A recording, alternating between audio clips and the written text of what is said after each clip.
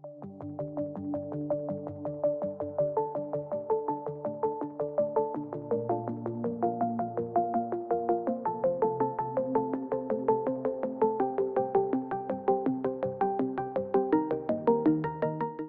everyone to another video of answer writing program.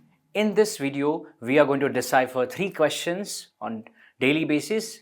The timetable that we have uploaded on the portal, you can check it out.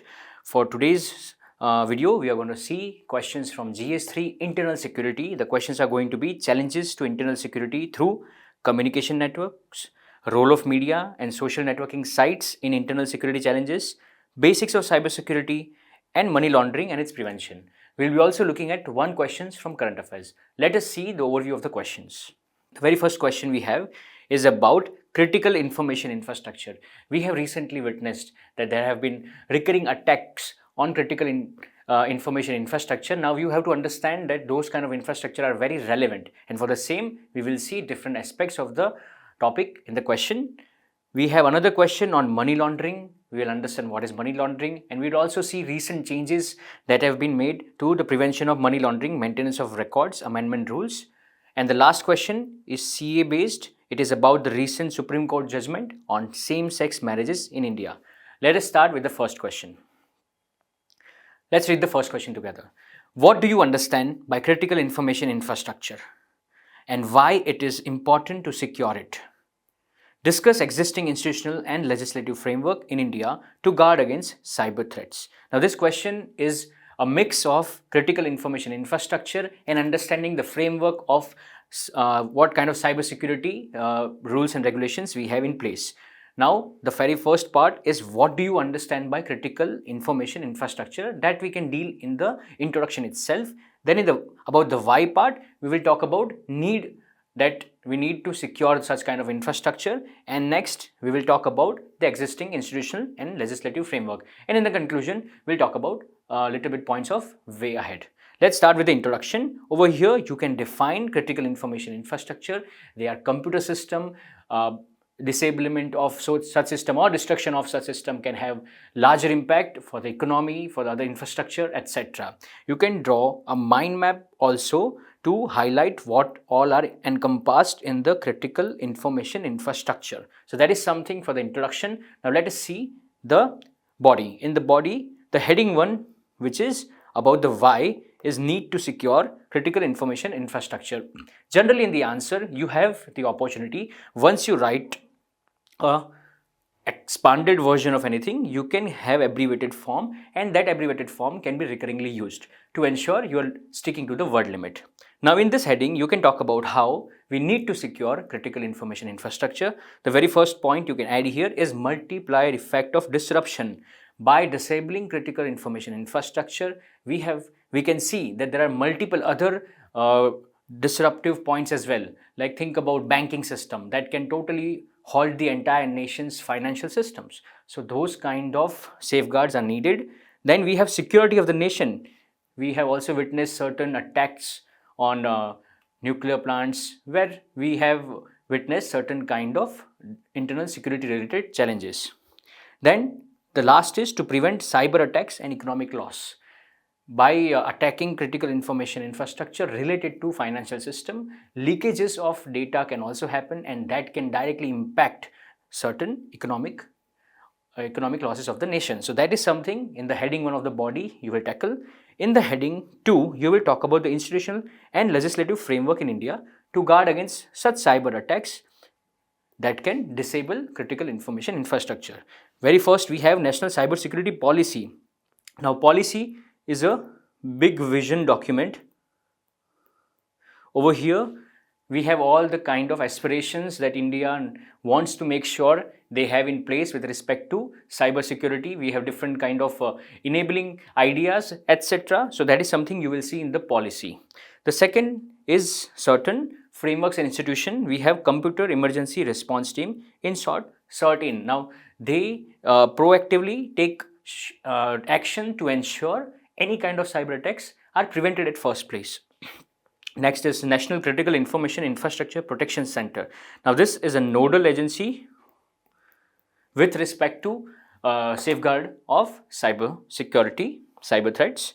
and we have National Cyber Coordination Center. Now, National Cyber Coordination Center is with respect to awareness of cyber threat, and the last is National Cyber Crime Coordination Center.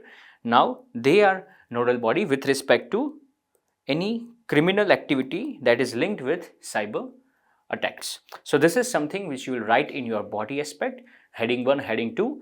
Now, going ahead in the conclusion, you have the opportunity to inculcate points which are related to way ahead, as in measures. You can talk about how artificial intelligence can be used to understand different patterns of cyber attack and halt them at the first place. We can create certain kind of firewalls with the same idea.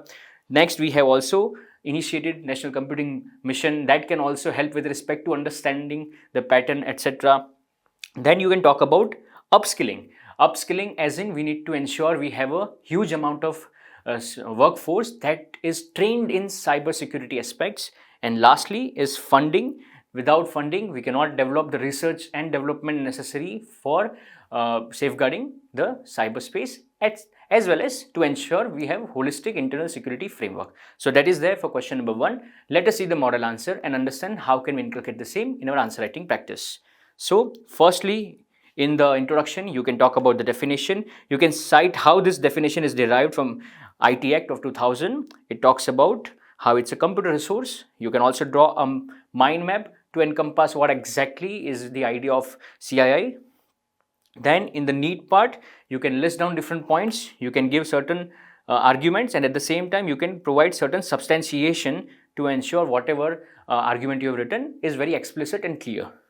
Next, you list down all the framework, and in the end, you can give conclusion where you can give certain measures, as well as you can talk about certain government initiative which have successfully helped with respect to safeguard of critical information infrastructure.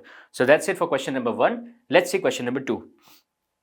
Question number 2. What is money laundering and how it is a lifeline to organized crime operations around the world? Analyze the new provisions introduced in the Prevention of Money Laundering, Maintenance of Records, Amendment Rules 2023. Now this question is divided in 2 parts. In the first part, you will talk about what is money laundering. That is something you can inculcate in the introduction itself.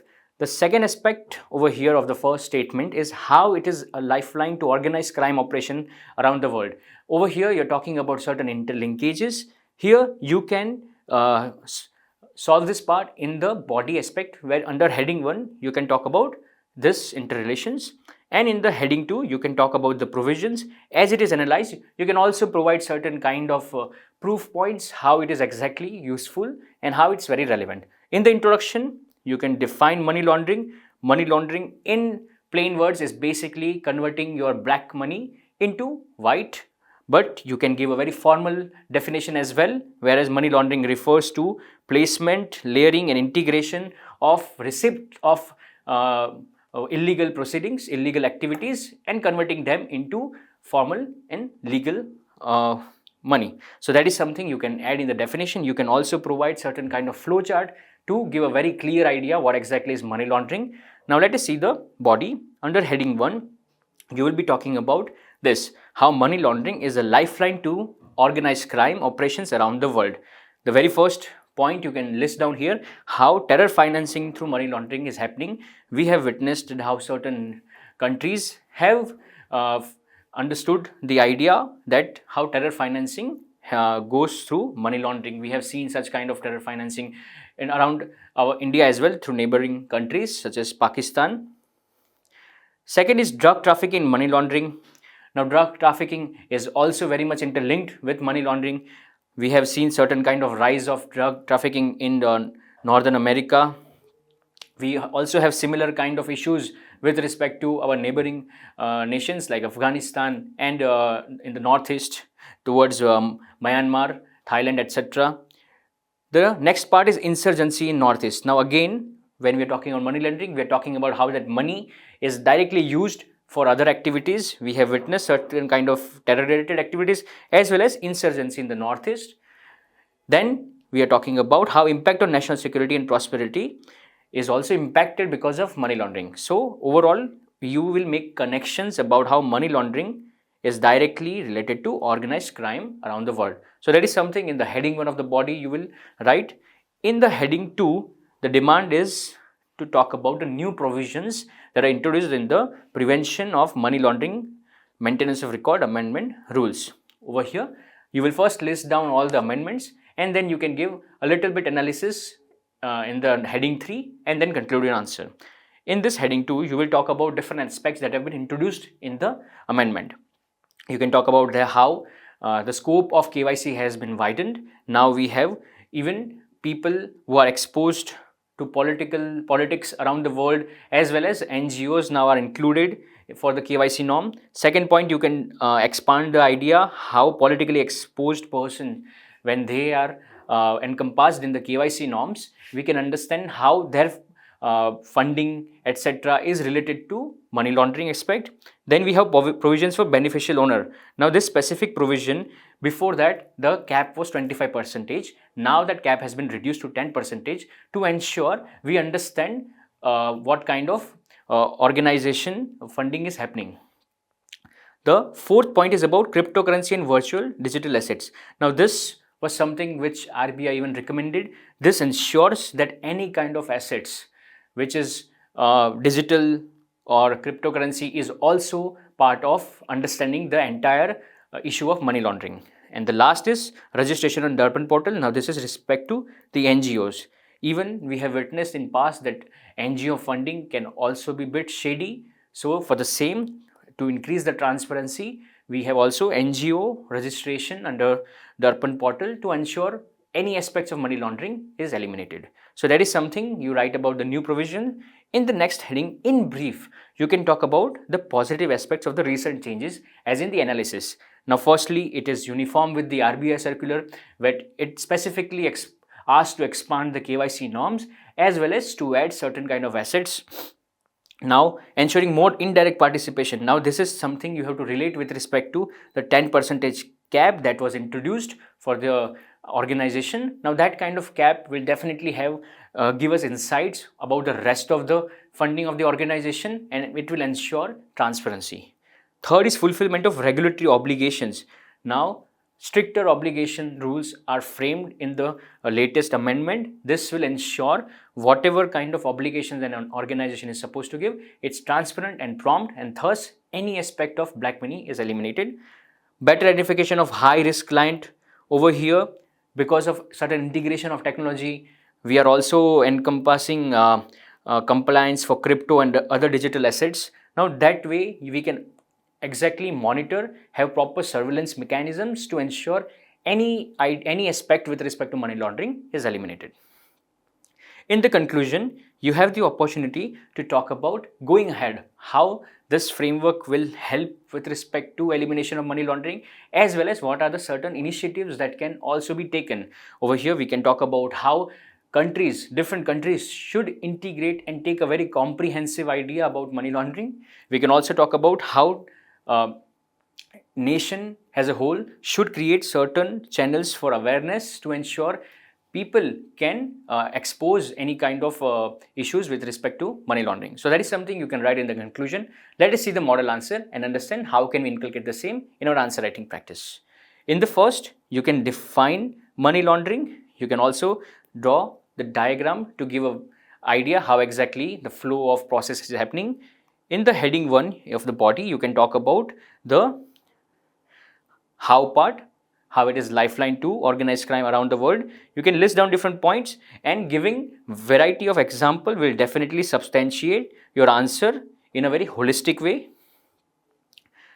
In the next heading, you list down all the new provisions and analysis of the same with respect to the provisions. And in the last, you can talk about going ahead, how there is need to be certain kind of measures which are holistic in nature, having legal, regulatory, technological and collaborative efforts. So that is something for question number 2. Now let's see question number 3. Question number 3 is current affair based question. Every person, irrespective of their sexual orientation or gender identity, has an inherent and non-negotiable right to equality. In the light of the statement, discuss the recent Supreme Court judgment on same-sex marriage in India. We recently witnessed that Supreme Court gave a judgment about the same-sex marriage.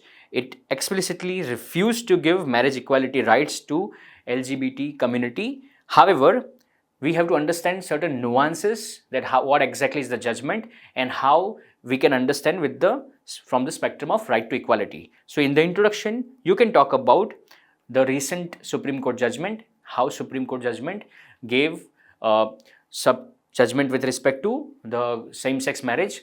However, Supreme Court also mentioned that they do have right to equality, but certain legal obligations that are there must be encompassed through legislatures. So in the body, you can talk about the certain key aways from the verdict. Firstly, regarding legislation, Supreme Court over here is respecting the separation of power, and over here it is ensuring that the legal part to create laws, that is not something under judiciary, that is something which is part of legislature. Thus, they have talked about that how same-sex marriage should be realized, but the legal provisions must be created through legislatures. Then you can talk about how it also reflects the rights of transgender. We have certain past Supreme Court judgment like Nalsa versus Union of India 2014, as well as we have Transgender Act of 2019, where there have been explicit mention with respect to realization of fundamental rights of transgender people.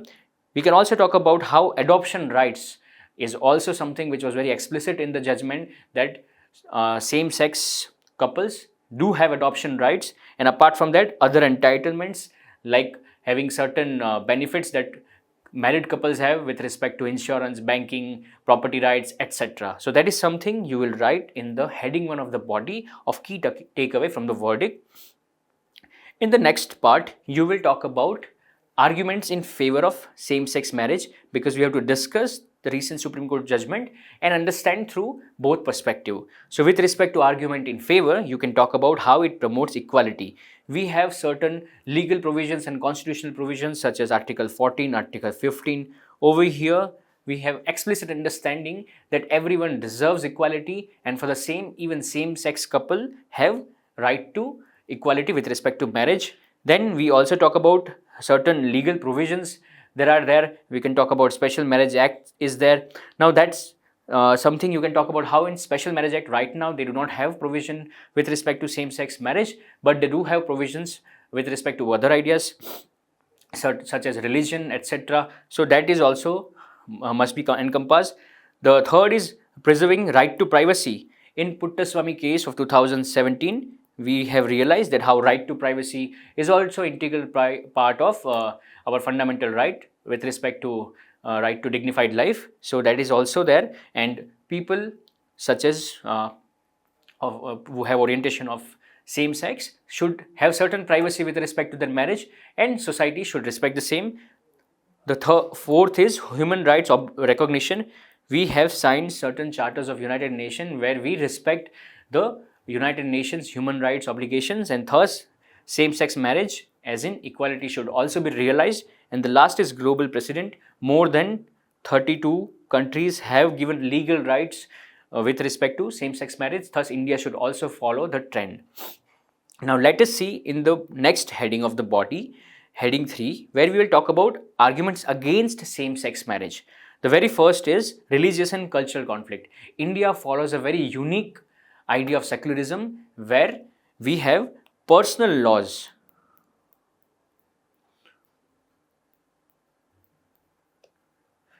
Thus, those personal laws are a reflection of the cultural diversity, the religious diversity that India encompasses, and the same time we have to also understand that how those cultural values should not be in conflict and should be also respected. The second is legal complexities. Firstly, we have personal laws again, and also when we are talking about Special Marriage Act, it also has certain limited prospects. So at the same time, there are arguments against same-sex marriage and how there are certain legal complexities with the same. The third is children's well-being. We do understand that there is certain social stigma associated with having sexual orientation in India, which is non-traditional. Now those children who are either biologically or through adoption, they might face certain kind of social discrimination in the society. Thus, children's well-being can also be affected as the part of the entire debate of same-sex marriage.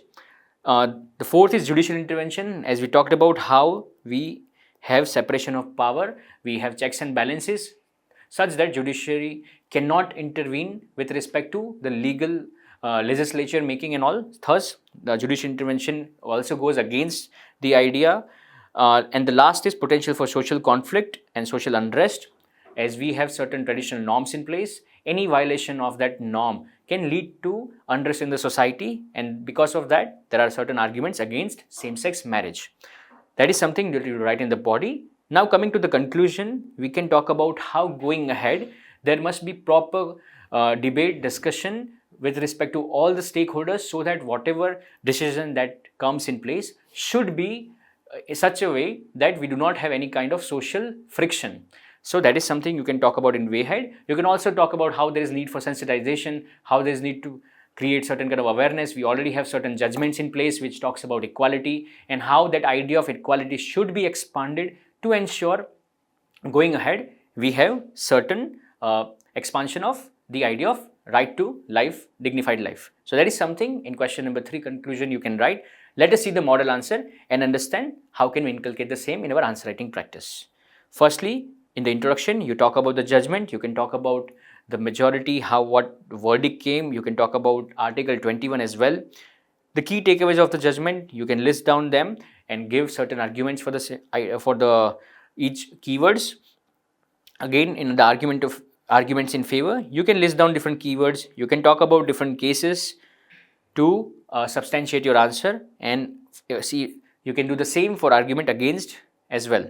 And in the last, you can talk about the conclusion, where in the conclusion you can talk about certain measures, certain things that needs to be tackled at the first place. So that is there for question number 3. This is answer writing program of Vajiram and Ravi. It's a free initiative. In the next month, we are going to tackle GS4.